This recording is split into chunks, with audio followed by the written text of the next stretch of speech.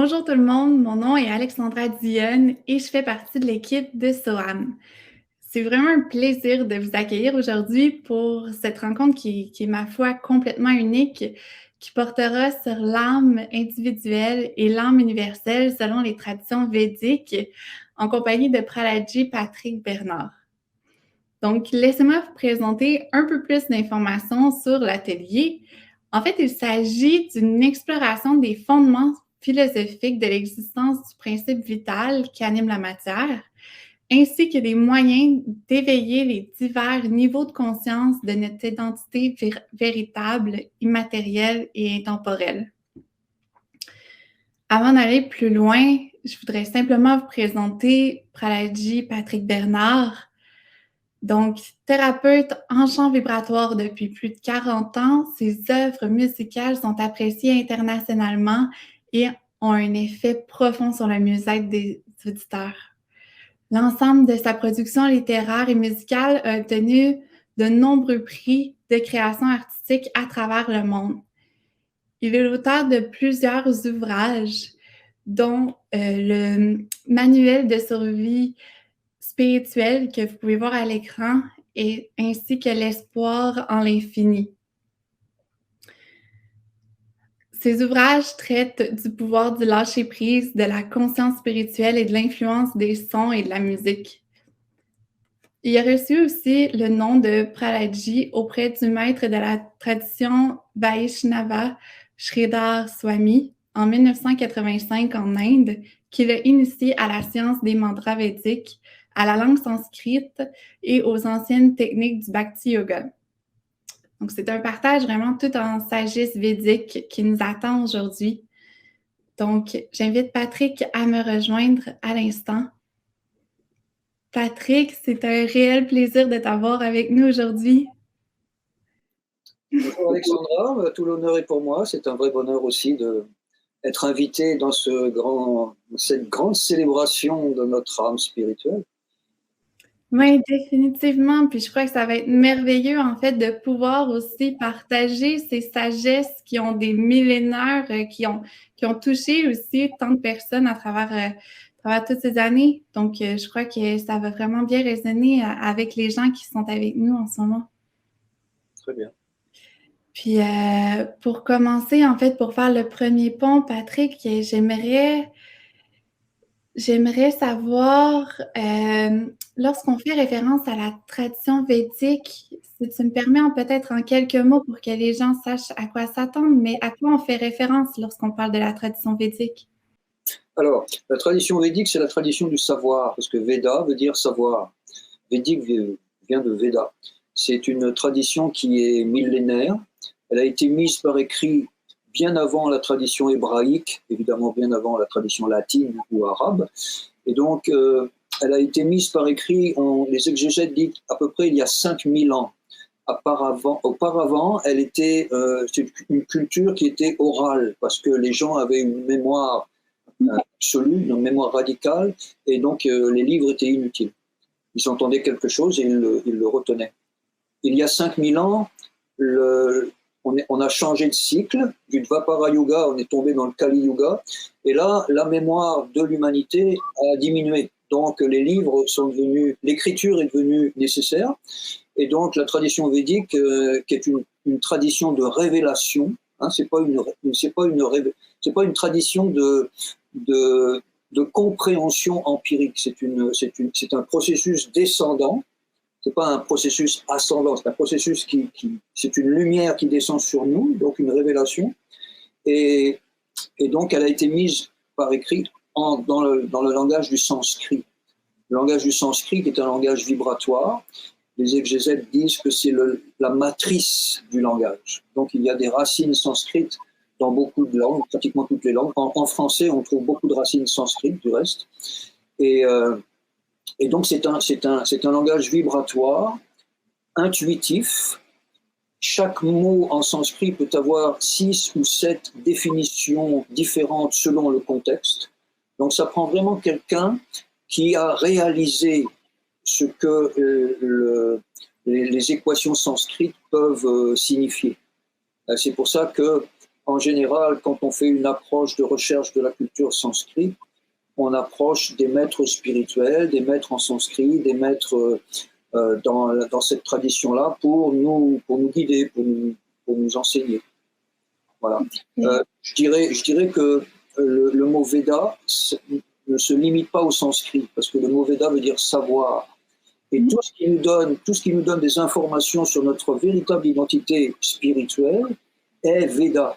Donc la Bible est Veda, la Torah est Veda, le Coran est Veda, toutes les écritures qui nous donnent des informations sur notre identité éternelle sont védiques, nous donnent le savoir. Mais en général, l'origine, c'est vraiment le langage du sanskrit. Merveilleux. J'ai hâte, je te laisse en discuter davantage. Puis si tu me permets, simplement parce que là, je suis très curieuse, mais si je ne me trompe pas, tu comprends le sanskrit, n'est-ce pas? Tu le lis, n'est-ce pas? Je comprends le sanskrit, oui. Je ne suis pas un sanskritiste. D'accord. Mais je comprends le sanskrit. Puis je lis le sanskrit, je le comprends. C'est fascinant. Peut-être pas parfaitement, parce que c'est une étude qui peut durer sur plusieurs vies, je dirais. J'en doute pas. Merveilleux. On pourrait dire aussi que la tradition védique n'a rien à voir avec l'hindouisme. Hein. Les gens mélangent les deux. L'hindouisme, on ne trouve pas ce mot du tout dans la culture védique. L'hindouisme, c'est un mot qui vient des gens qui habitaient dans la géographie qui est devenue le Pakistan maintenant. Et entre cette région-là et les régions de l'Himalaya, il y avait un fleuve qui s'appelait le Sindhu. Et quand ces gens-là traversaient, ils disaient, bon, de l'autre côté du Sindhu, c'est des hindous. Et donc, c'est assez récent comme terme, l'hindouisme. Donc, on ne parle pas du tout de l'hindouisme, on parle de la tradition védique, c'est vraiment différent. C'est un peu comme le christianisme et le catholicisme, c'est deux choses qui sont vraiment à définir avec précision, sinon on mélange tout. Merveilleux, merveilleux. Donc, je te laisse nous parler de l'âme individuelle et de l'âme universelle. Merci. Merci Alexandra. Je vais commencer par donner mes hommages à mes maîtres spirituels, parce que dans ma tradition, on ne donne pas son opinion personnelle sur des choses de la transcendance, sur les objets de la transcendance. On s'en réfère à trois sources, le gourou, le shastra et les sadhus, c'est-à-dire les écritures révélées, les guides spirituels et les yogis qui suivent l'enseignement de cette tradition-là. Alors, je vais prendre 5 minutes pour vraiment chanter les mantras qui rendent ces entretiens favorables.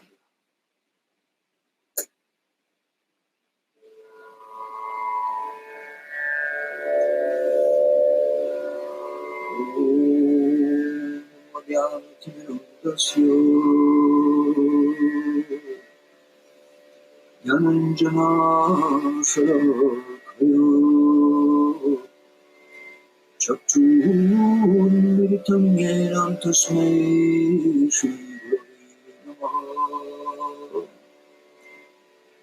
Vanchakalpatarubhyascha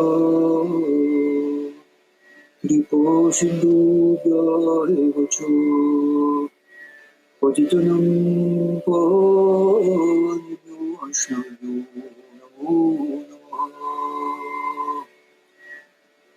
Namo Vishnupadaya Krishna Prestaya Bhutale Srimati Bhakti Vedanta Swami Namaste Saraswati Devi Gauravani Pracharine Nirvishesha Shunyavadi Pasyata Deshatarine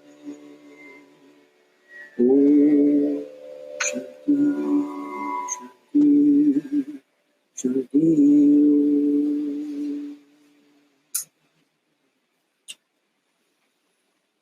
Merci beaucoup. Alors, quand on parle de la culture védique, on parle des écritures védiques.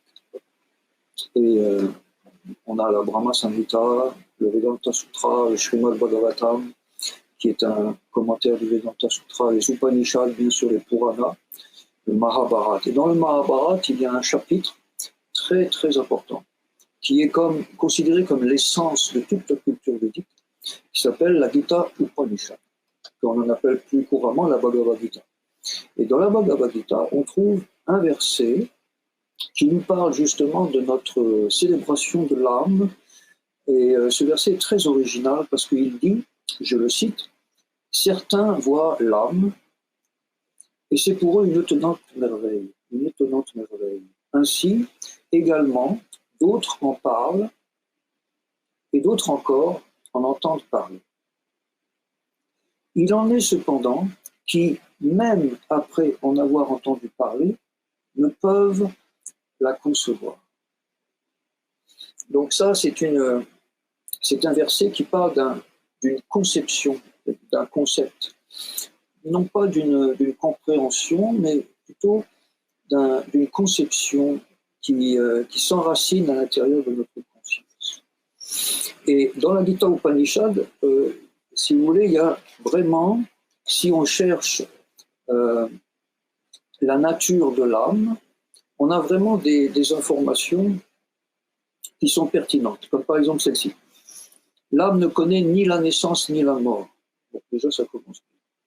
On est dans une sphère d'éternité, dans une sphère de transcendance qui n'est pas conditionnée par le temps ou l'espace. Donc, l'âme spirituelle ne connaît ni la naissance ni la mort. Vivante, elle est vivante. Elle ne cessera jamais d'être. Elle est immortelle, originelle, éternelle. Elle n'eut jamais de commencement et jamais n'aura de fin. Elle ne meurt pas avec le corps. Voilà. Ça, c'est une définition de ce qu'on appelle l'âme distincte. L'âme individuelle. Notre principe vital qui survit à la dissolution du corps matériel. Et donc, si on a à l'intérieur de nous un principe vital qui survit à la dissolution du corps matériel, ce principe-là survit également à tout ce qui se rattache à notre personnalité temporelle, c'est-à-dire notre genre, masculin, féminin, notre âge, vieux, jeune, notre classe sociale, riche, pauvre, notre caste éventuellement, si on en a une. Donc, l'âme individuelle transcende toutes ces dénominations-là. Et maintenant, on pourrait tout de suite regarder s'il y a une connexion, une relation, ou je dirais même une corrélation, peut-être pas une fusion, plutôt une communion avec l'âme totale, l'âme universelle. Quelle est la relation entre l'âme individuelle et l'âme universelle? Ça, c'est un concept qui souvent apporte énormément de confusion dans les cercles philosophiques ou les gens qui font du yoga ou qui recherchent cette connaissance-là. Alors, encore une fois, Guru Shastra Sadhu, on va prendre référence dans les Écritures, et là, on va aller chercher les Upanishads, la Shri Upanishad, la couronne des Upanishads. Et dans la couronne des Upanishads, il y a une invocation justement qui définit le rapport entre l'âme individuelle et l'âme universelle. Quelle est cette équation? Elle est merveilleuse. Elle est Om Purnam Ada Purnamidam. Purnat Purnamudachyate. Purnasya Purnamadaya. Purnam Evavasyas Chisyate. Purnam Evavasyas Chisyate. Om Purnamadam Purnamidam. Qu'est-ce que ça veut dire? C'est merveilleux. Ça veut dire qu'il existe un tout complet. Et que ce tout complet est absolu. Il est absolu parce qu'il est infini. De ce tout complet émane une infinitude ou une infinité d'âmes spirituelles. Donc, du tout complet de l'âme universelle émane une infinité d'âmes infinitésimales.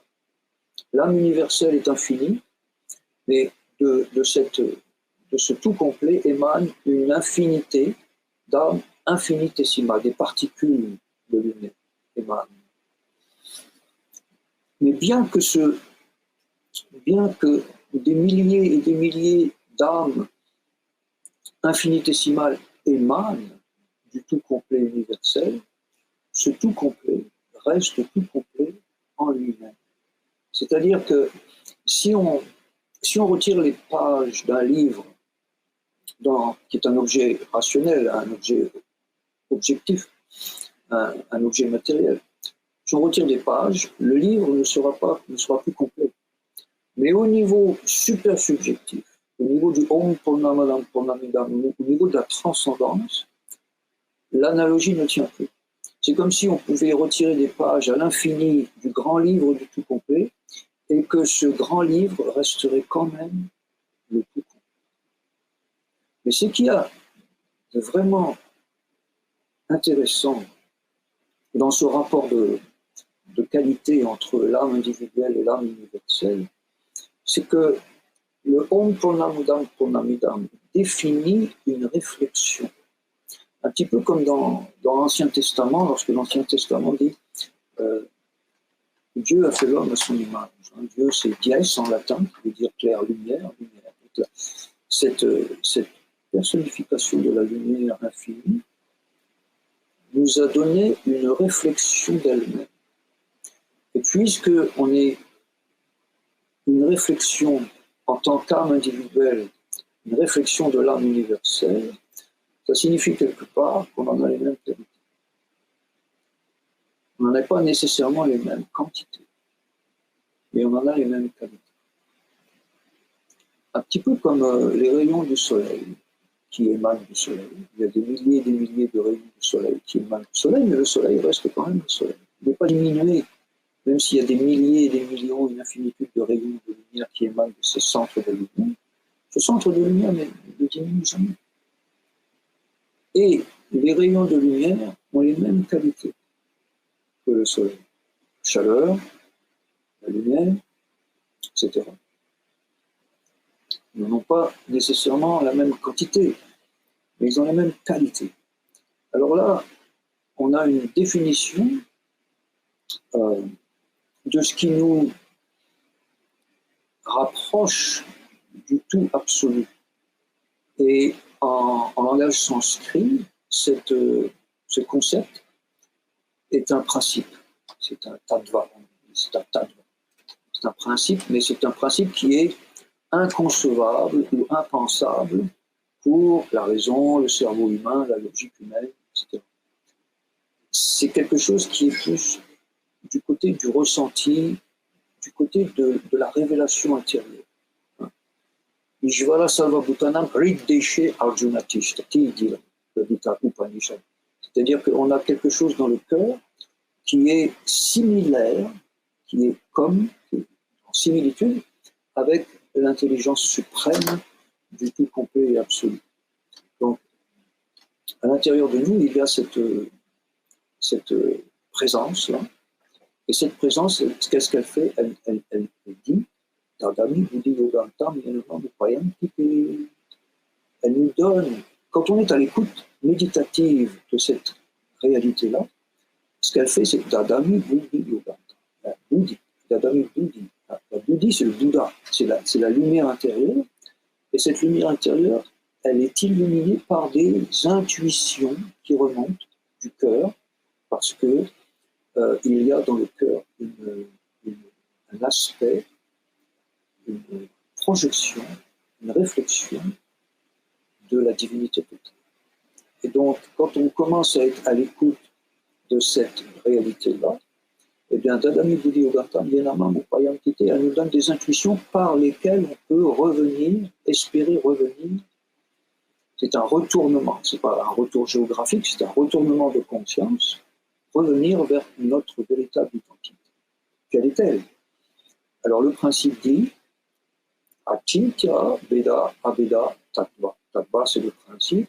Achintya, c'est un principe inconcevable pour la raison, mais concevable pour le cœur. Et ce principe, il est Veda Aveda. C'est-à-dire qu'il y a une similitude entre l'âme individuelle et l'âme universelle. Les mêmes qualités, comme le rayon du soleil avec l'océan, ou la goutte d'eau avec l'océan. Une goutte d'eau, elle est liquide, l'océan est liquide. Une goutte d'eau est salée, l'océan est salé, etc. Donc, les mêmes qualités se retrouvent dans la goutte d'eau et dans l'océan. Ce qui ne veut pas dire que la goutte d'eau est tout l'océan. Ça ne veut pas dire que le rayon du soleil est tout le soleil. Le reste, quand le soleil rentre dans une maison, c'est un rayon de soleil. Si le soleil rentrait en entier dans la maison exploserait. Donc il y a une unité qualitative entre l'âme individuelle et l'âme universelle, mais simultanément, on a affaire à une différenciation. Donc tout est un et différent. Tout est un et différent. Il y a différenciation dans la non-différenciation. Ça, c'est la sublime philosophie du Vaishnavisme. Le Vaishnavisme, ça veut dire serviteur de l'absolu. On est des serviteurs de l'absolu. Parce qu'on prend peu à peu, graduellement, on prend conscience de notre véritable identité cosmique, de notre véritable position dans l'espace, notre position constitutionnelle dans l'espace, notre constitution. Et notre constitution, ce n'est pas un numéro d'assurance maladie, ce n'est pas un numéro d'assurance sociale, ce n'est pas un corps physique. C'est beaucoup plus que ça. C'est une âme spirituelle, un principe vital qui anime la matière. Si je sors, par exemple, dans la rue, et que je commence à toucher les gens, vous imaginez, je sors dans la rue, je commence à toucher les gens, ça va m'apporter des problèmes. Les gens vont me dire, mais qu'est-ce que tu fais? Pourquoi tu me touches comme ça? Par contre, si je vais dans un salon funéraire, je commence à toucher des gens qui sont décédés, je ne vais pas avoir de problème. Pourquoi? Parce que le principe vital qui animait la matière du corps physique de la personne n'est plus. C'est ce qui fait la différence entre le spirituel et le matériel. C'est la conscience vitale, le principe vital qui est là et qui n'est plus là. Donc, d'où il vient ce principe vital? Et quelle est sa nature, quelle est sa fonction? Et pourquoi on est là sur la Terre comme ça? Et qu'est-ce qui se passe après la mort? C'est toutes les questions qu'il faut adresser tôt ou tard.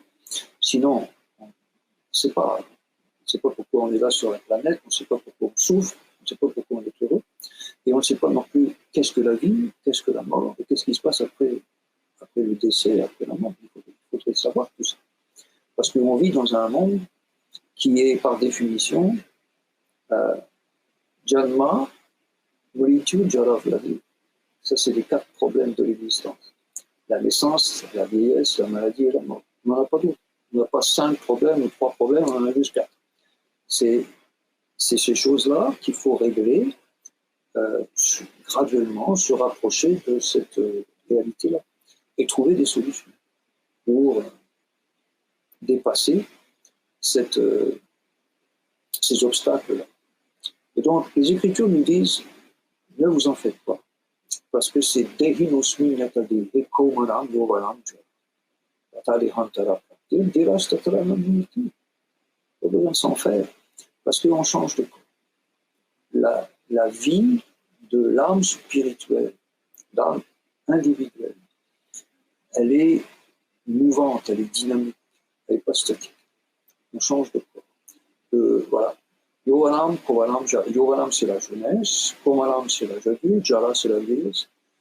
Dans une durée de vie de, disons, 70 ans, on a déjà changé 10 fois de corps. Les cellules du corps changent au bout de 7 ans. Donc, quand on arrive à l'instant de la mort où le corps n'est plus opérationnel, il n'est plus fonctionnel, qu'est-ce qui se passe? Qu'est-ce qui se passe au niveau de l'âme spirituelle?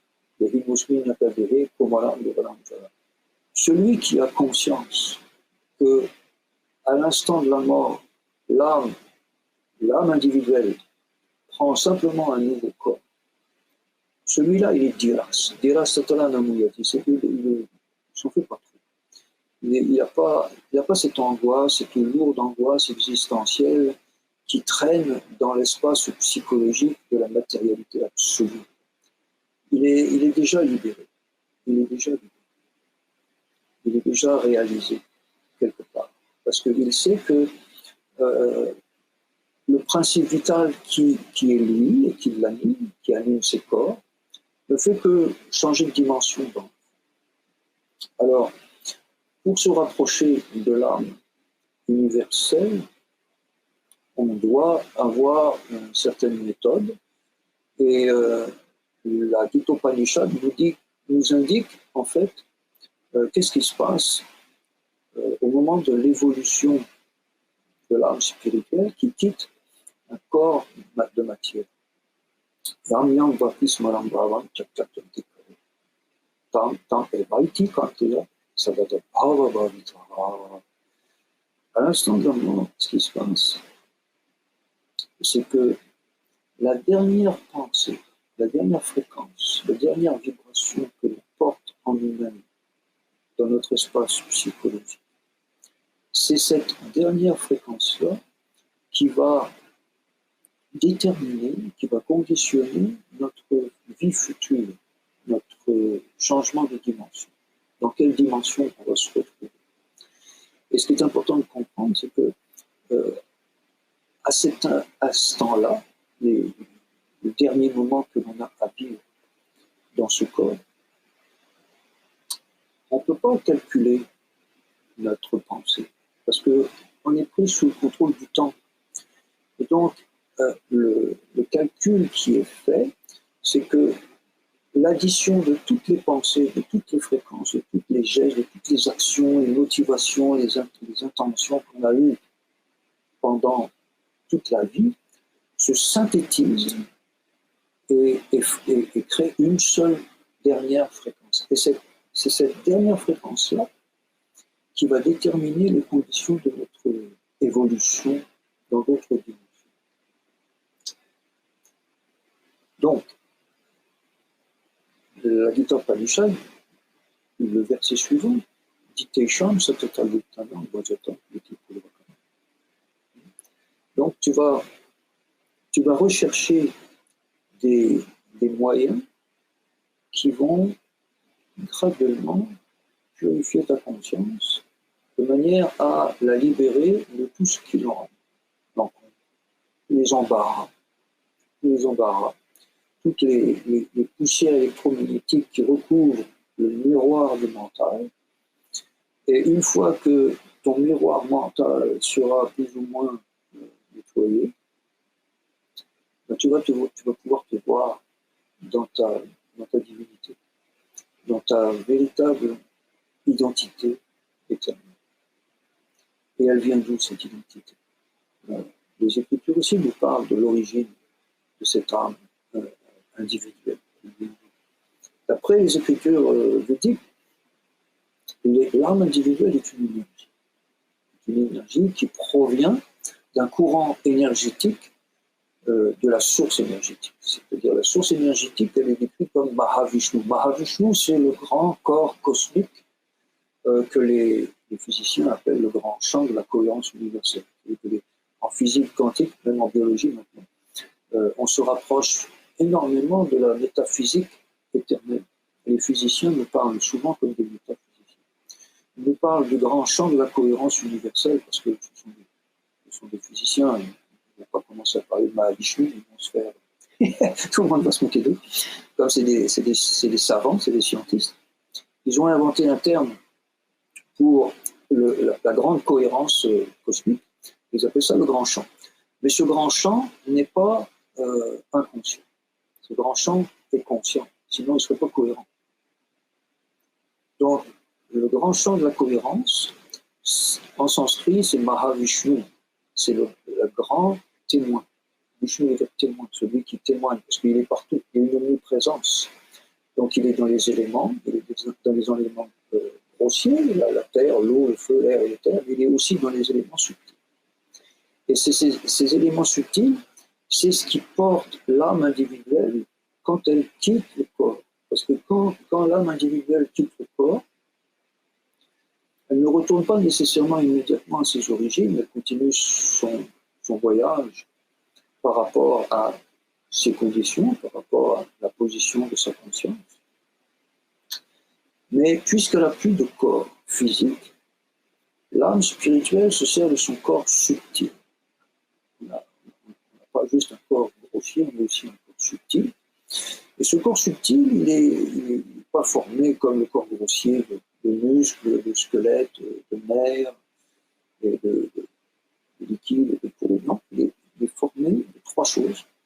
Il est formé du mental, il est formé de l'intellect, donc de la mémoire, et il est formé aussi de l'ego, c'est-à-dire de l'identification à une personnalité particulière. On appelle on dit le faux ego, parce qu'il est temporel, donc il est illusoire. C'est pas qu'il est faux au niveau réalité, mais il est faux parce qu'il ne dure pas. C'est ce qui fait la différence entre la réalité et l'illusion. Et l'illusion, dans la culture védique, c'est pas nécessairement des choses irréelles. Illusion ne veut pas dire irréel. Illusion veut dire temporel, éphémère, ce qui ne dure pas. Et la réalité, c'est ce qui dure, c'est ce qui n'est pas illusoire, c'est ce qui dure longtemps, toujours, mais pas transitoire, mais jamais éphémère. Ça, c'est la réalité. Donc l'âme spirituelle, quand elle quitte le corps grossier, elle est portée par le corps subtil. Et elle continue son cheminement par rapport à son état de conscience. Et elle vient d'un courant énergétique qui vient de Mahavishnu, que en sanskrit, ce qui est intéressant, c'est qu'on l'appelle Tatashta Shakti. Shakti pour énergie, Tatashta pour, on dit marginal, mais j'aime pas trop le mot, moi je dis plutôt oscillant. C'est une énergie oscillante. On vient d'une énergie oscillante. Et cette énergie oscillante, elle peut donc osciller vers soit la matière, soit le monde super subjectif. Donc on peut osciller soit vers le monde objectif, soit vers le monde super subjectif. Et puisqu'on est là sur la Terre, puisque je suis en train de vous parler dans un corps de matière, qu'on est sur une planète, dans un univers, cela signifie que quand on a notre âme individuelle a jailli de ce courant énergétique, Tatashta Shakti, qui vient du grand corps cosmique, eh bien on a choisi l'expérience objective, c'est-à-dire que probablement par curiosité, on a voulu voir ce que ça donnait de vivre dans la matière. C'est une expérience. C'est-à-dire que, comme on dit souvent, nous ne sommes pas des êtres matériels avec qui faisons une expérience spirituelle, c'est tout à fait l'inverse. On est des êtres spirituels qui faisons une expérience dans la matière. Et cette expérience dans la matière, elle peut nous apprendre énormément de choses. Elle peut nous apprendre, par exemple, que nous sommes des réflexions en tant qu'âme individuelle, nous sommes des réflexions de l'âme universelle. Et si nous sommes des réflexions de l'âme universelle, ça veut dire quelque part que nous sommes des créateurs. Nous pouvons créer notre existence. Comme l'être universel crée son existence cosmique, eh bien nous, en tant que réflexion, comme un reflet dans un miroir, on a également cette qualité de pouvoir créer, non pas un cosmos, mais au moins une existence. On peut créer son existence. On peut diriger son existence, parce que au niveau qualité, c'est Beda Beda. Achintya Beda Beda Tava. On a ce principe à l'intérieur de nous qui est un en qualité avec l'être cosmique, l'être universel. Donc on en a toutes les qualités de création aussi. Alors comment ça se passe? Comment ça se passe? Comment est-ce qu'on peut créer notre existence? Parce que on vit quand même dans ce que la Bhagavad Gita appelle Yantra Rudhanimaya. Hein. On vit dans une machine constituée d'énergie matérielle. Et cette machine constituée d'énergie matérielle, un yantra, un organisme, mais il n'est pas juste physique, il est psychophysique. C'est-à-dire qu'il y a une interaction entre le physique et la psychologie, entre la psyché et le physique. Et il y a une corrélation aussi entre le physique et la psyché. Tout ce qui se passe dans la psyché rebondit dans le physique, et tout ce qui se passe dans le physique résonne dans la psyché, psychophysique. C'est ça le yantra Rudhanimaya. Alors, comment on peut créer? On peut créer à travers la réalité de l'univers. Et tous les gens qui se sont penchés sur la réalité de l'univers nous ont toujours dit tout est énergie, tout est fréquence, tout est vibration. Et donc, lorsque l'on a une intention, une motivation, une pensée particulière dans notre espace psychologique, on crée une fréquence, on crée une vibration, on crée une énergie. Et cette énergie, elle est captée par notre cerveau, et c'est une attention, c'est une motivation. Cette énergie, elle va créer un état d'âme, un état d'esprit. On va créer un état d'esprit avec cette vibration. C'est pour ça qu'il faut faire attention à ses pensées, faire attention à ses intentions, à ses motivations, parce qu'elles sont très puissantes, parce qu'elles sont issues de l'énergie créatrice du Créateur. On a des réflexions de l'homme. Dieu a fait l'homme à son image. Et donc, cette vibration-là crée un état d'esprit. Pourquoi c'est important? Parce que l'état d'esprit, s'il se répète plusieurs fois, va créer des qualités de conscience. Des qualités de conscience. Et ces qualités de conscience vont être transmises à notre organisme psychophysique à travers des molécules de transmission. Alors, si c'est des protéines, on les appelle des neuropeptides. Si c'est les parasympathiques, c'est les neurotransmetteurs de transmission. Ça, on transmet cette vibration-là à toute notre machine constituée d'énergie. Et si on répète cette opération-là plusieurs fois, en créant des états d'esprit bien particuliers, et on va créer des réseaux de neurones. Une fois que les réseaux de neurones, les réseaux neuronaux sont créés, là c'est très difficile de les défaire. On peut les défaire, mais ça prend vraiment de la concentration. Et ces réseaux neuronaux, c'est important parce qu'ils vont créer des conceptions d'existence. C'est-à-dire qu'on va se mettre à concevoir l'existence d'une certaine manière. On va penser que l'existence, par exemple, est matérialiste. On va avoir un concept matérialiste de l'existence. Ou on va avoir un concept spiritualiste de l'existence. Donc c'est pour ça que c'est important de vérifier, d'étudier en soi les pensées, les intentions, les motivations, parce que nos pensées créent des conceptions d'existence. Pourquoi ces conceptions d'existence sont importantes? Parce que les conceptions d'existence créent des conditions de vie. Donc nos conditions de vie dans lesquelles nous vivons,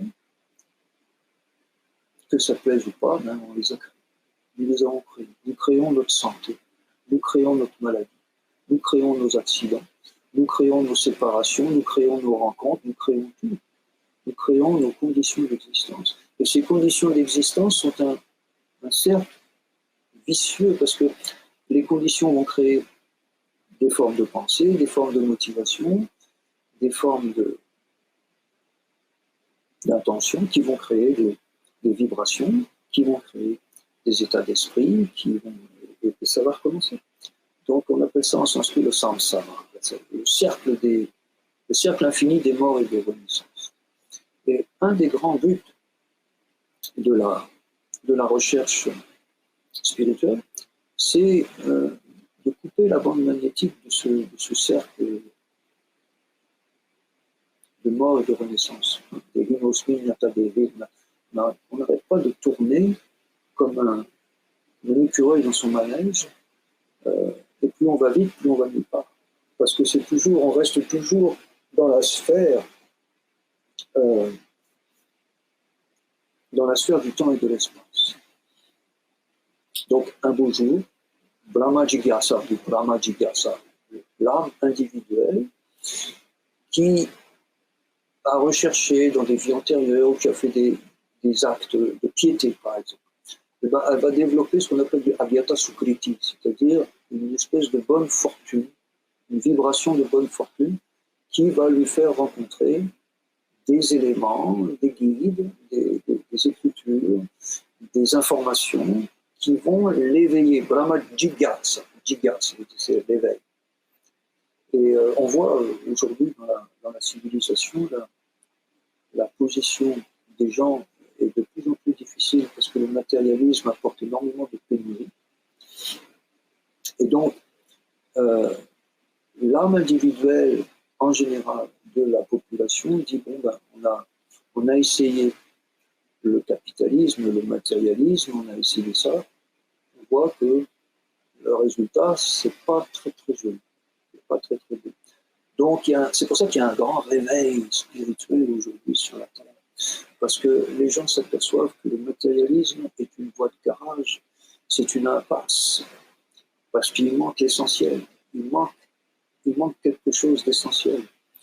On a tout essayé pour devenir heureux dans la matière, mais on a raté l'essentiel. C'est-à-dire qu'on a raté le principe vital qui anime la matière. Et ce principe vital, si on ne le nourrit pas, eh ben, il a tendance à s'endormir. Et même, à se calciner, à ne plus exister. Il existe toujours, mais il est tellement endormi, il est tellement recouvert, que vous pensez qu'il n'est plus là.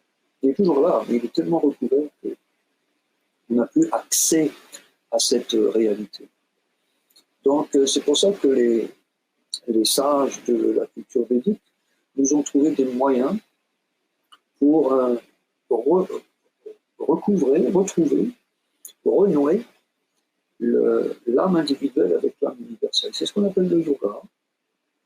Hein, ça vient de la racine du yoga, qui veut dire rejoindre, comme le jus, hein, le yoga. Et ça vient aussi c'est comme une religion, quoi.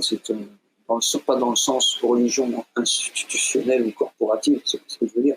Religion dans le sens étymologique du mot, qui est religare, c'est-à-dire se relier, l'âme individuelle qui se relie à l'âme universelle. Alors il y a différentes techniques, il y a différents moyens, évidemment, parce qu'il y a différentes conceptions de l'âme universelle. Il y a différentes conceptions, il y a même des milliers de conceptions de l'âme universelle. Dans le Vaishnavisme, on en a sélectionné trois grandes conceptions. Et selon la conception que l'on a de cette âme universelle, à ce moment-là, on va trouver un moyen de s'y relier. Et on va développer une relation, une rasa, au sens qu'on appelle ça rasa. On va développer une connexion, une communion avec l'âme universelle. Donc une des premières conceptions, c'est évidemment Brahman, qui est très très à la mode depuis Shankaracharya, un grand maître spirituel qui nous a inspiré dans les siècles passés. Et il nous a amené la notion du Brahman impersonnel. Le Brahman impersonnel, c'est une conception qui est, disons, c'est une existence qui inclut tout.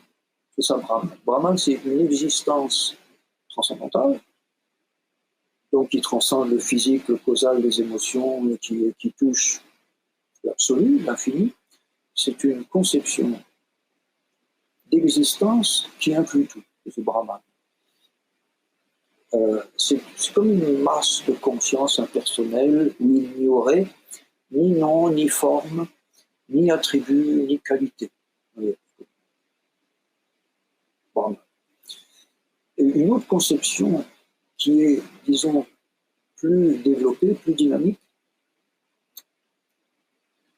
C'est Param Atma. Param Atma, Param, suprême, Atma, c'est l'âme spirituelle.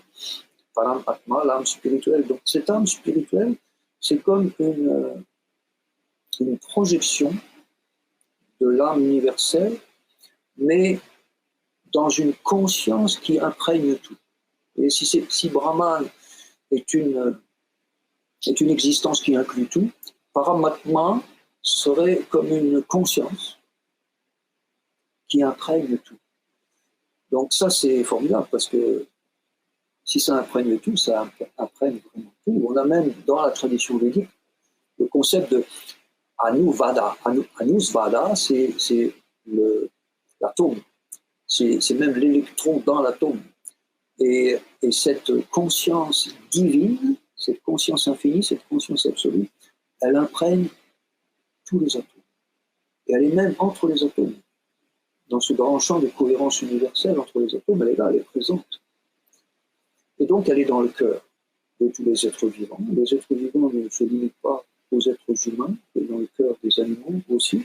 C'est pour ça que dans le Bhakti Yoga, on respecte toute vie, on respecte les animaux, on respecte il y a le respect de la personne humaine, quelle que soit la personne humaine. Si c'est un chinois, un américain,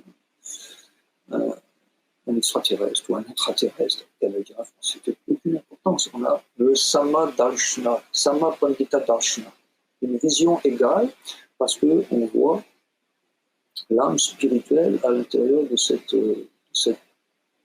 être vivant, que ce soit un animal ou même un insecte, un être humain.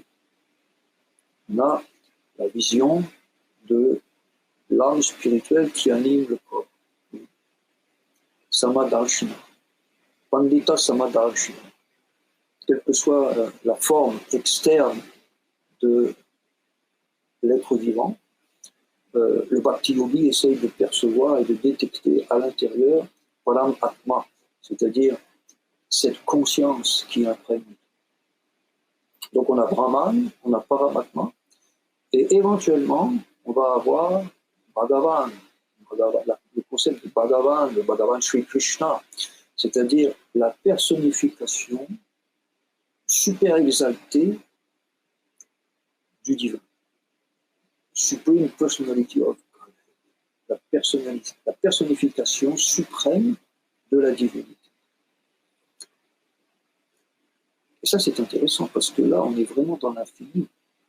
Parce que si on parle de l'âme universelle, on parle de quelque chose d'absolu, qui doit tout inclure, et qui ne doit pas être inférieur à sa création,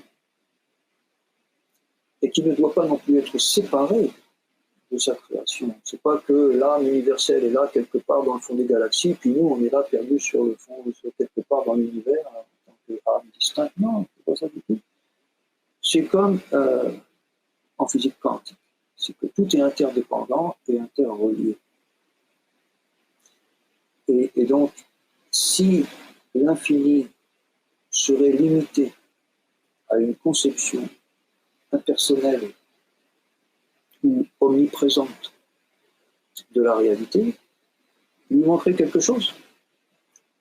Il lui manquerait quelque chose, parce que si l'âme individuelle peut avoir une forme, pourquoi l'âme universelle ne pourrait pas en avoir une?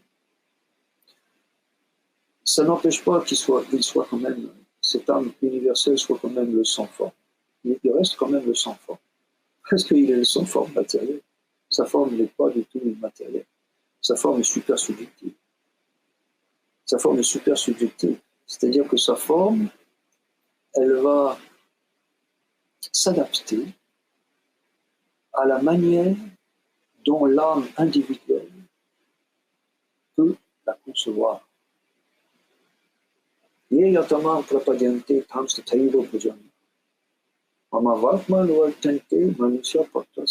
C'est pour ça, c'est comme ça pour tous les êtres humains, pour tous les êtres vivants, pour tous les êtres qui arrivent à concevoir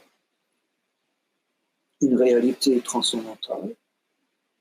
Et bien, l'aspect sous lequel cette réalité transcendantale va se manifester à l'âme individuelle dépend pas de l'âme universelle, mais dépend de la conception de l'âme individuelle. C'est l'âme individuelle qui décide, dans un sens, comment elle veut se relier à l'âme universelle. Ça, c'est un concept extraordinaire. De la manière dont tu me conçois, dit Bhagavan, c'est de cette manière-là que je vais me présenter à toi, me manifester à toi. Alors, quelle relation on peut avoir avec cette âme universelle? Ben, évidemment, on trouve plein de relations dans les écritures hébraïques, dans les écritures coraniques, surtout dans les écritures védiques. On trouve des relations neutres. Au début, c'est une relation neutre.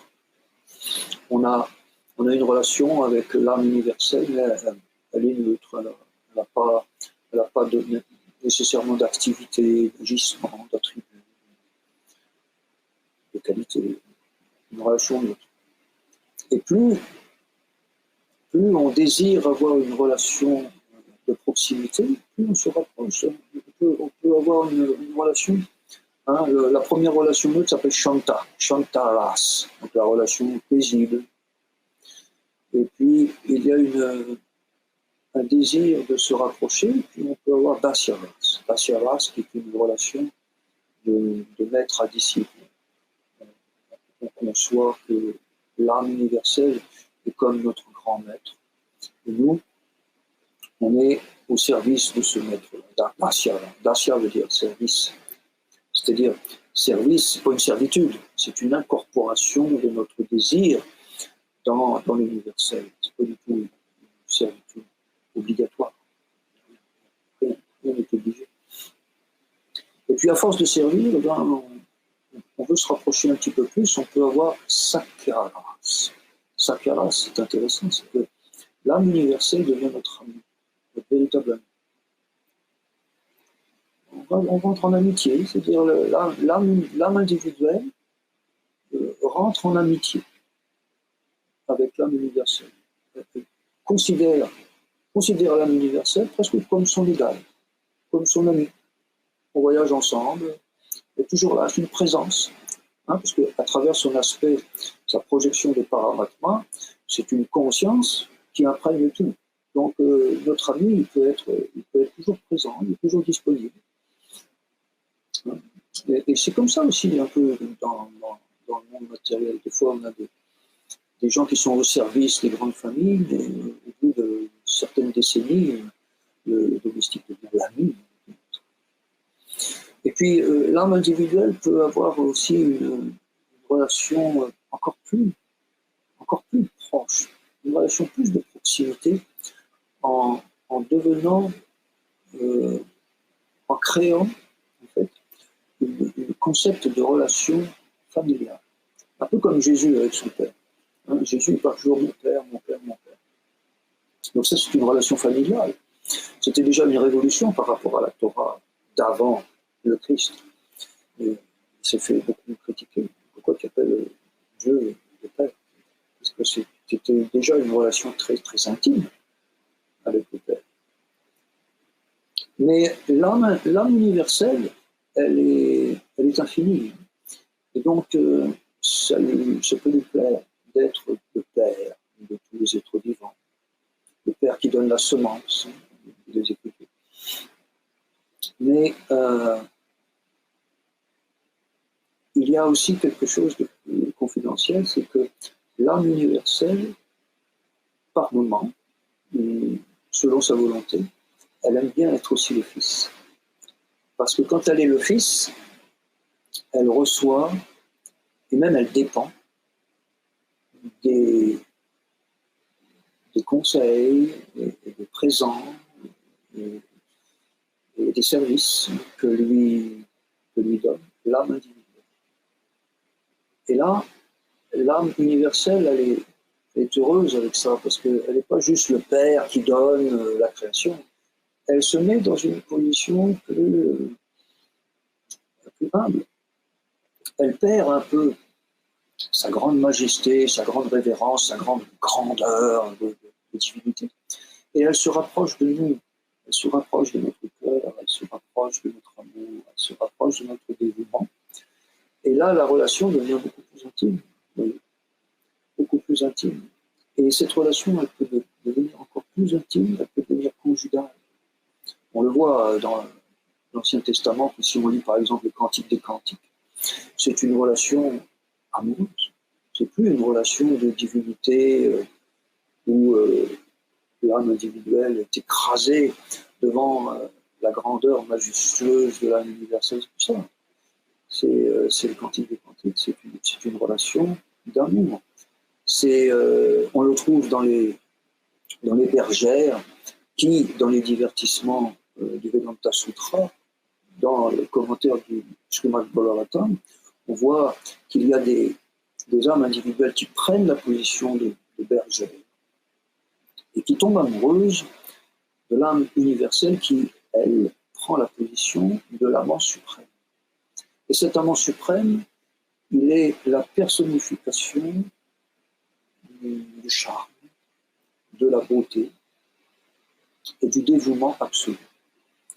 Et ce charme infini, ce dévouement infini et cette beauté infinie crée une sorte de fascination absolue, parce que l'âme universelle n'est pas infinie seulement en quantité, elle est infinie aussi en qualité.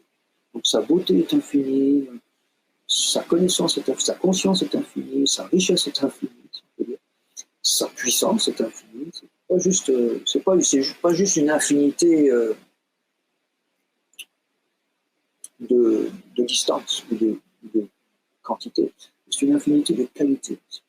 Et donc, quand l'âme universelle prend la position du charme infini, de la beauté infinie et du dévouement infini, et ben c'est en sanskrit ce qu'on appelle Krishna. C'est ça qu'on appelle Krishna. L'attraction universelle, la personnification de cette attraction universelle entre l'âme individuelle et l'âme universelle. Donc, il y a cette possibilité de mukti, de libération. Et il y a plusieurs libérations, il y a plusieurs concepts de libération. On n'est pas limité à une seule libération dans le Bhakti Yoga. Le Bhakti Yoga nous offre des possibilités de libération pratiquement infinies aussi. Encore une fois, ça tout dépend de ce que l'on cherche, et tout dépend de ce que l'on veut. Ce n'est pas l'absolu qui nous oblige à vivre une certaine forme de libération. C'est encore nous. La balle est encore dans notre camp.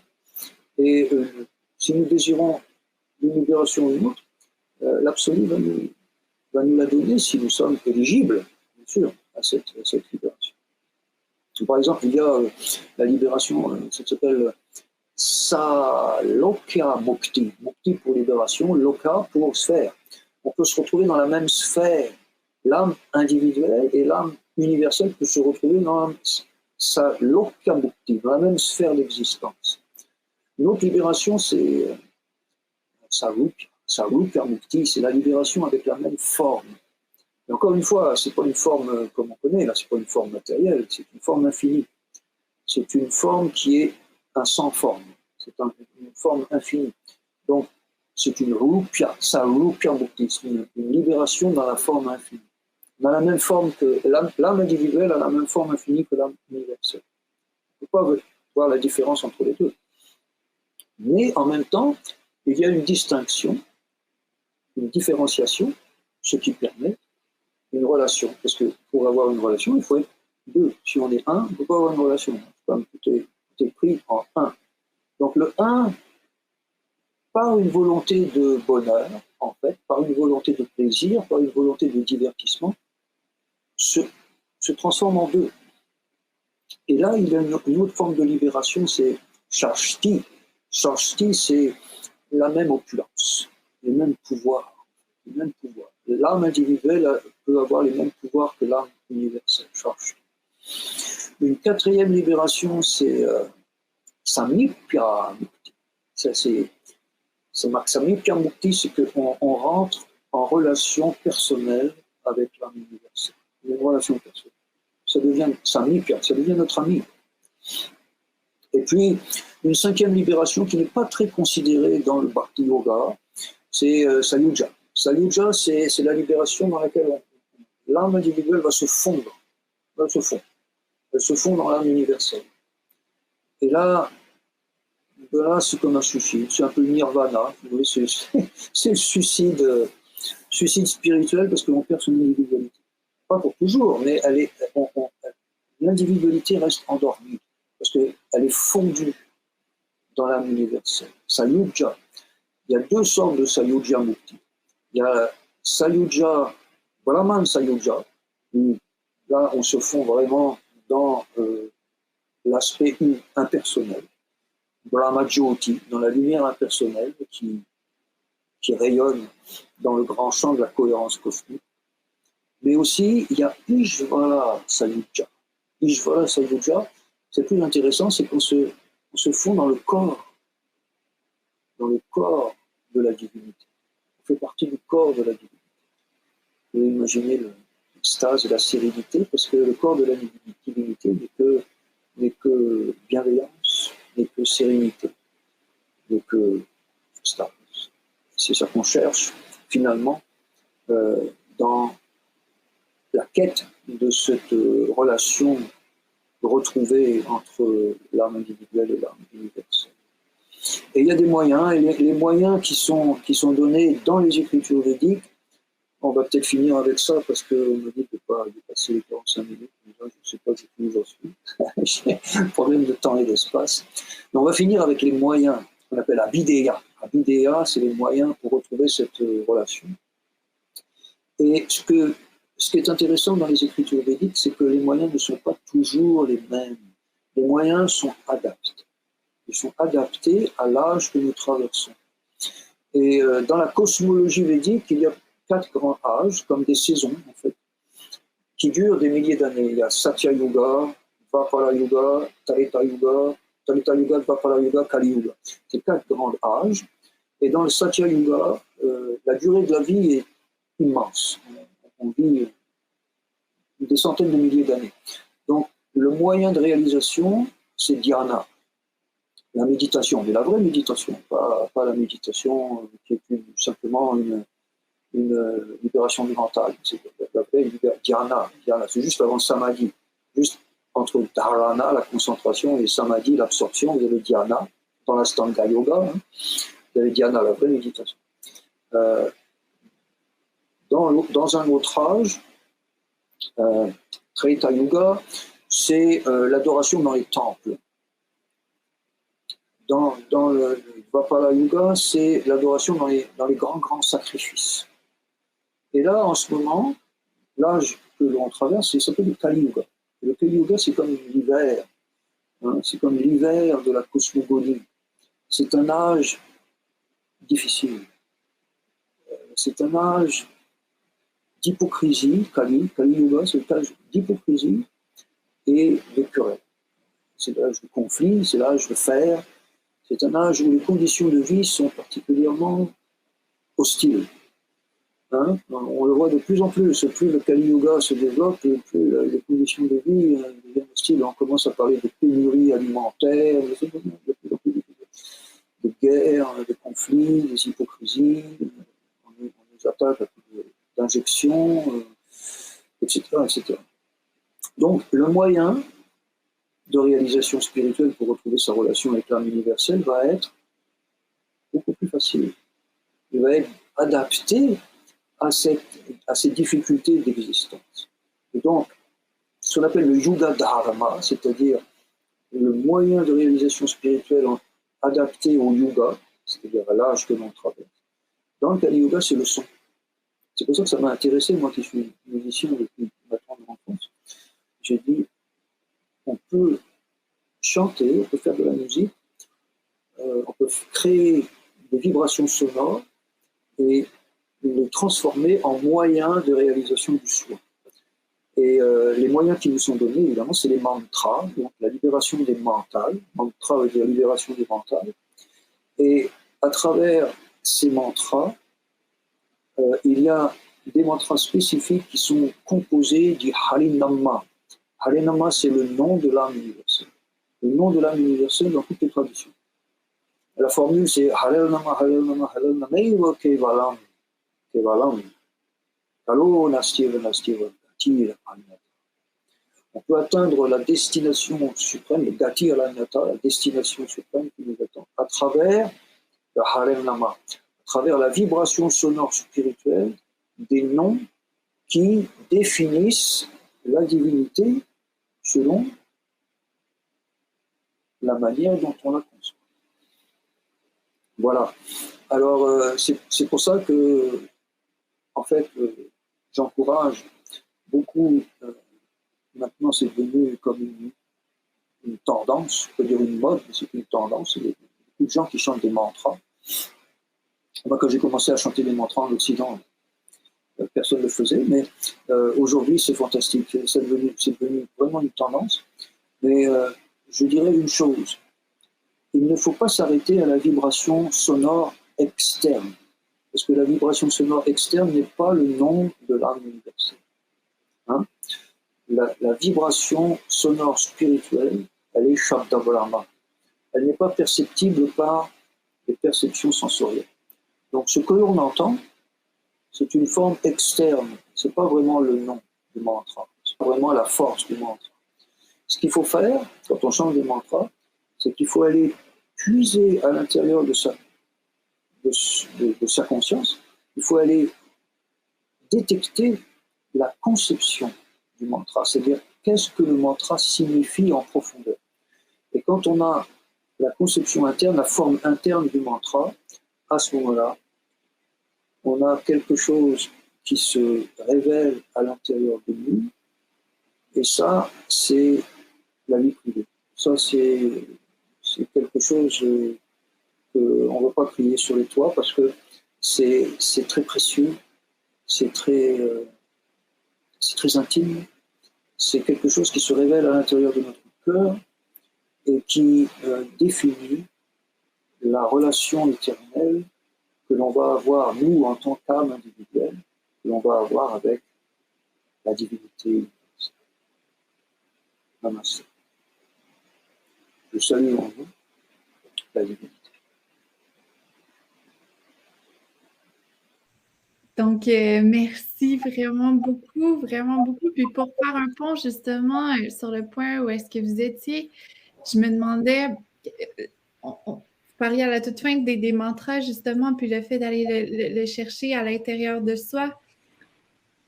Pour quelqu'un qui commence peut-être avec sa relation avec les mantras, est-ce que c'est possible de s'y connecter de différentes façons entre l'écoute, le fait de le chanter ou de le dire et le fait de le dire dans sa tête, disons, à l'intérieur de soi? C'est quoi les différentes vibrations que ça peut apporter chez quelqu'un? Oui, tout à fait. Tout à fait. On peut vraiment faire ça. Et le secret pour le faire, il est donné dans un théorème sanskrit, c'est Nama Krishna Chintamani Chaitanya Rasa Vigraha Onam Shuddho Nityam Mukto Binadvam Namo Namino. Binadvam Namo Namino. Ça c'est le secret. Ça veut dire que le nom du mantra que tu prononces n'est pas différent de ce que le nom représente. Binadvam Namo Namino. C'est-à-dire que le nom de Dieu est Dieu.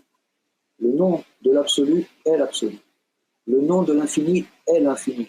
C'est pour ça que c'est transcendantal. C'est transcendantal comme technique, parce que au niveau objectif, au niveau rationnel, si je veux de l'eau, par exemple, j'aurais beau dire de l'eau, j'aurais pas d'eau. Il faut que j'aille chercher de l'eau, parce qu'on est dans le monde de la dualité. Mais au niveau du mantra, ce sont des vibrations sonores transcendantales de révélation. Donc c'est Binadvam Namo Namino. Le nom n'est pas différent du nommé. Le nom et le nommé sont un. Il n'y a pas de séparation entre le nom et le nommé. Donc quand je chante Om Namo Bhagavate Vasudevaya, ou Om Namo Narayanaya, ou Om Namo Shivaya, ce que je nomme, je le manifeste à l'intérieur de ma conscience. Et c'est pour ça, je ne sais pas si ça répond à ta question, mais c'est pour ça qu'effectivement, on peut, quand on chante des mantras, avoir cette réalisation-là. Il faut juste se souvenir que ce ne sont pas des sons ordinaires, mais que ce sont des sons de révélation. Donc, à chaque fois qu'on les prononce, on doit avoir un certain respect. Hein? On doit avoir aussi, et le meilleur respect que l'on peut donner, en fait, c'est ne pas être distrait, d'être attentif à ce qu'on fait, mais aussi de toujours se rappeler Vinatvam Namo Namino. Le nom et le nommé sont un, il ne faut pas séparer. Donc quand je chante Krishna, quand je chante Narayan, même quand je chante Christos pour les chrétiens, je chante Christos parce que Krishna ou Christos, au niveau de l'essence, il n'y a pas de différence. Le nom est le même. En essence. Le vocabulaire est différent, mais l'essence est la même. La vibration essentielle est la même. Donc, si je chante Christos, je suis avec le Christ. Le Christ est en moi quand je chante Christos. Ce n'est pas juste un nom que je chante comme ça pour impressionner la galerie, ou pour gagner de l'argent, ou pour devenir célèbre. C'est pas ça. C'est une prière, mais c'est pas une prière de quémandeur, c'est pas une prière de demande, je ne demande rien. C'est une prière de présence. Je désire être en présence de la divinité. Et parce que je désire être en présence de la divinité, ça me prend un mot de passe, comme avec les ordinateurs. Et ce mot de passe, c'est le mantra. Le mantra nous dit que le nom et le nommé ne sont pas différents. Et c'est vraiment là-dessus que j'insiste toujours, parce que c'est la conception du mantra qui est plus importante que la prononciation du mantra. La rythmique ou l'accent, c'est moins important que la conception. C'est surtout la conception qui est. Merveilleux. Merveilleux. Puis aussi, à un certain moment donné, lorsqu'on parlait des fréquences des pensées, j'ai tout de suite pensé en fait aux fréquences environnantes. Est-ce que la tradition védique en mentionnait l'impact des fréquences environnantes sur l'âme individuelle? Oui. Ben oui, parce que tout est fréquence.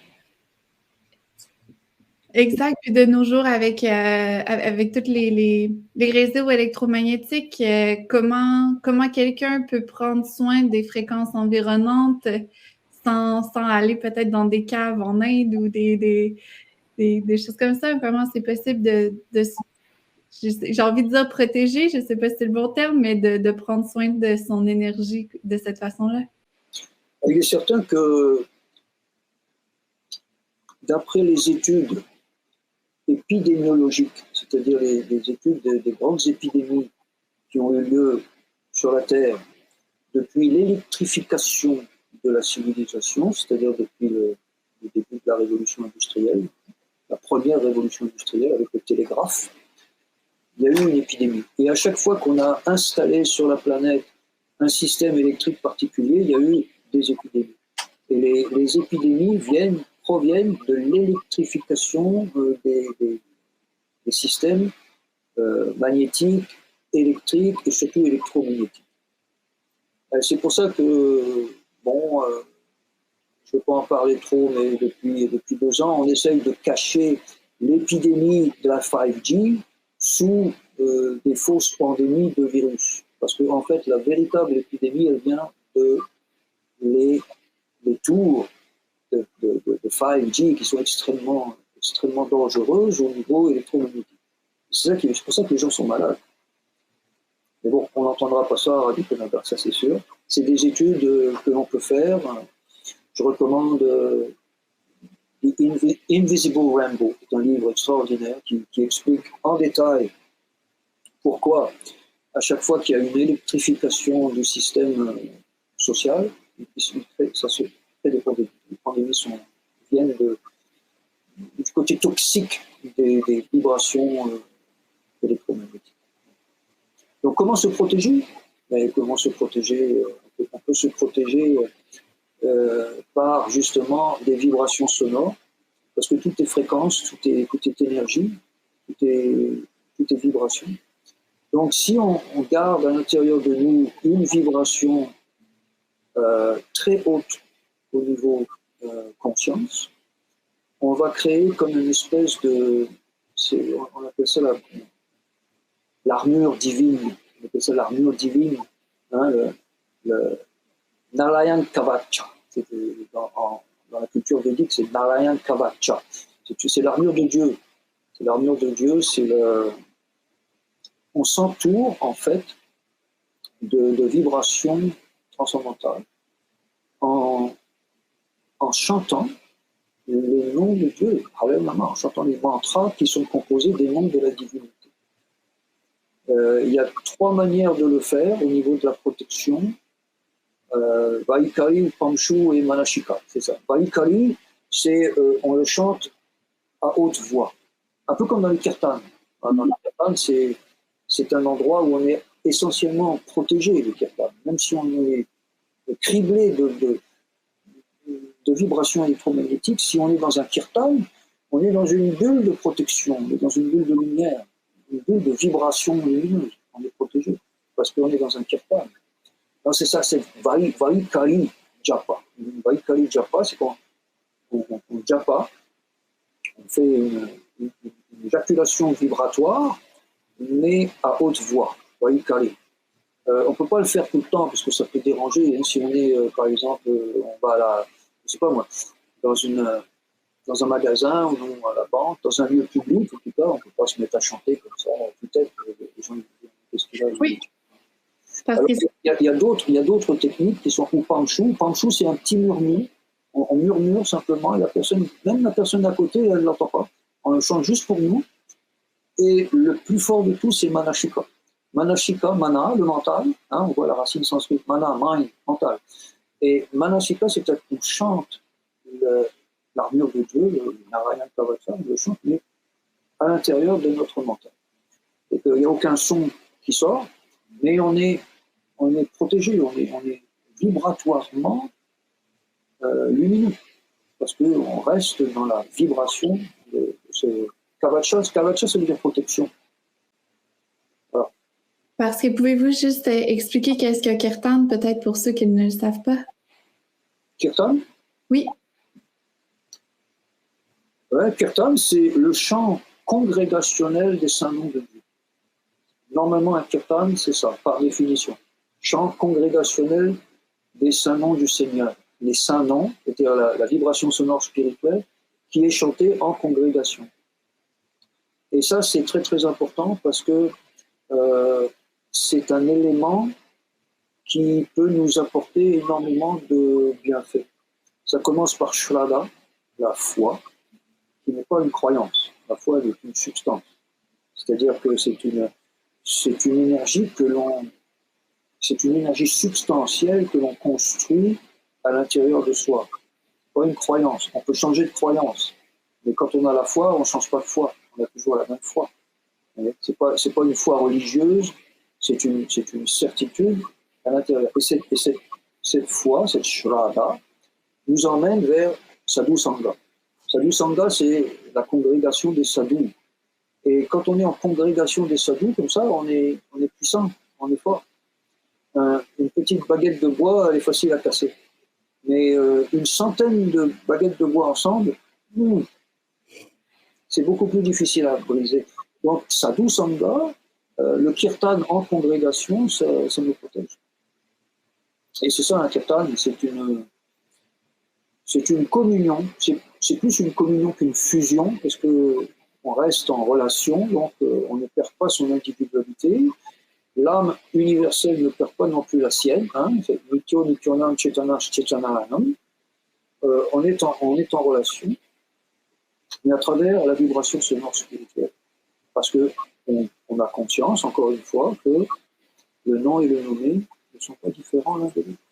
Et quand on chante en congrégation ensemble, avec les sadhus, avec les gens d'une même conception existentielle, à ce moment-là, on rentre en extase parce que les énergies s'élèvent, et il y a une chose qui s'élève simultanément à l'intérieur de notre système psychophysique, c'est le système immunitaire. Le système immunitaire suit la conscience. Le système immunitaire suit la conscience. On l'a prouvé, c'est expliqué depuis des milliers d'années par les sadhus et les yogis, mais maintenant les physiciens nous parlent comme des métaphysiciens. Les physiciens, ils ont découvert quelque chose d'extraordinaire il y a 50 ans. Ils ont découvert que c'est la conscience qui détermine le comportement des particules élémentaires de la matière. Ce n'est pas la matière qui détermine le comportement de l'individu, c'est la conscience de l'individu, c'est la conscience de l'observateur, la manière dont on observe les circonstances ou les situations. C'est cette conscience-là d'observation qui va déterminer le comportement de la matière, le comportement des particules élémentaires de la matière. Donc, si on observe, on est à l'intérieur d'un kirtan, et on observe les gens chanter, et puis par résonance, on se met à chanter aussi, et puis on va ressentir toute l'extase de cette congrégation qui est en train de chanter les noms d'une divinité qui se manifeste à nous, dans notre conscience, dans notre cœur. La manière dont on observe la situation, c'est ça qui va nous protéger, c'est ça qui va élever aussi notre système immunitaire. On ne peut pas tomber malade quand on est dans un kirtan. C'est impossible. On est immunisé. C'est fascinant. C'est fascinant. Puis c'est réellement fascinant aussi de voir justement à quel point, pour moi, l'âme universelle se façonne, j'ai envie de dire, à l'âme individuelle, comme vous le mentionniez tout à l'heure. Là, c'est un peu la même, pour moi, c'est un peu la même dynamique de réaliser toute la puissance de l'âme individuelle en lien avec la puissance de l'âme universelle. C'est fascinant, puis c'est à la base aussi de la tradition védique, de ce que j'en comprends. Donc, c'est à la base de toutes les traditions, en fait. Pas seulement la tradition védique, mais c'est à la base de toutes les traditions. Cette puissance, elle vient de la connexion que l'on a avec la divinité. Regardez une étincelle qui se sépare du feu. Si l'étincelle se sépare du feu, elle va s'éteindre. Elle va s'éteindre. Mm-hmm. Mais si elle reste dans le feu, elle ne peut pas s'éteindre. Elle est puissante parce qu'elle a la puissance du feu. Donc, c'est ça la beauté en fait de la vie intérieure, de la vie spirituelle, c'est qu'on reste dans le giron, on reste dans le sein de la divinité.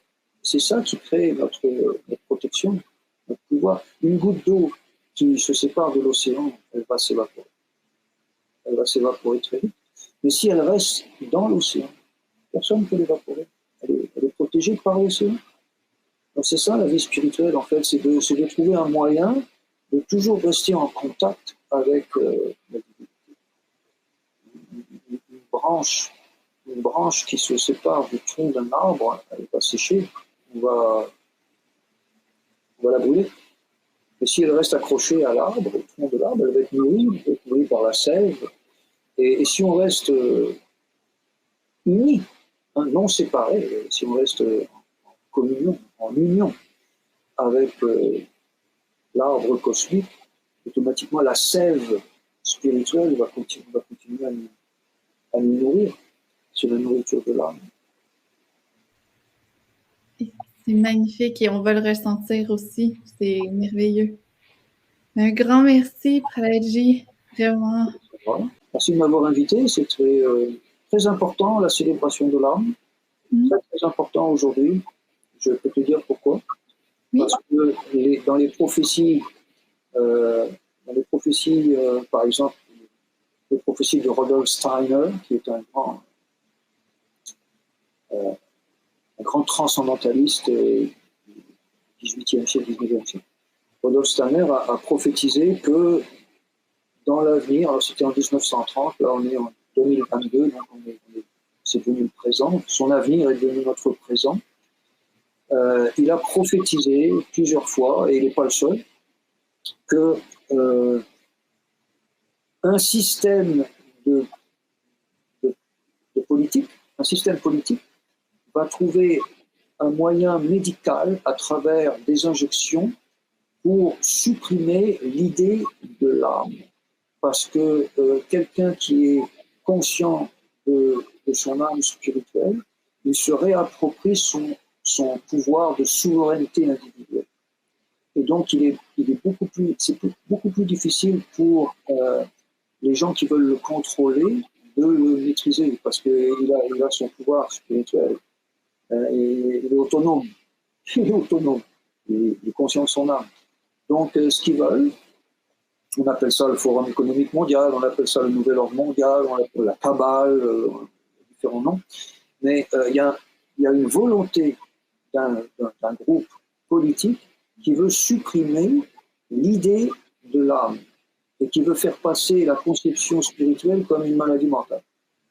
Donc, c'est devenu très très important de témoigner du bonheur de l'âme, de la célébration de l'âme, de l'existence même de l'âme, qui est indestructible. On l'a vu au début de l'entretien. Et donc, je te remercie pour cette idée-là, parce que c'est non seulement inspirant, mais c'est devenu même crucial aujourd'hui. Au niveau géopolitique, je veux dire. Oui, ouais. Tout à fait. Tout à fait. Puis je crois que c'est la beauté de réunir des gens, puis de pouvoir juste le célébrer l'essence de ce que l'on est et de pouvoir en parler aussi, de pouvoir d'avoir des dialogues comme ça. Donc, un grand merci, encore une fois. Namaste. Namaste.